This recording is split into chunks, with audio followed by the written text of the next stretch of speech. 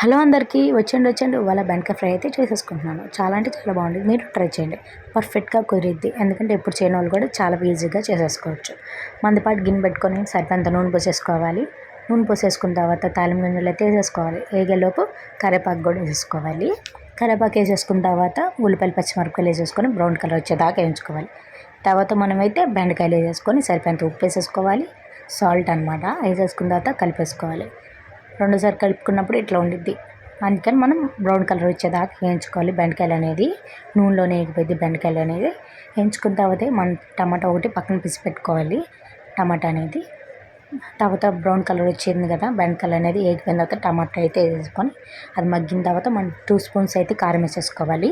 నేను ఏంటంటే పచ్చిమిరపకాయలు కూడా వేసాను కదా, 2 స్పూన్స్ కారం అయితే సరిపోద్దని 2 స్పూన్లు కారం అయితే వేసేసాను. మగ్గిన తర్వాత మూతేసి 2 నిమిషాలు మగ్గబెట్టుకోవాలి. ఇటు చూసారా, చాలా అంటే చాలా బాగా వచ్చింది. మీరు ట్రై చేయండి, చాలా తప్పకుండా బాగా కుదిరిద్ది. అలా నా ఛానల్ ఎప్పుడో చూసినట్లయితే సబ్స్క్రైబ్ చేసుకోండి.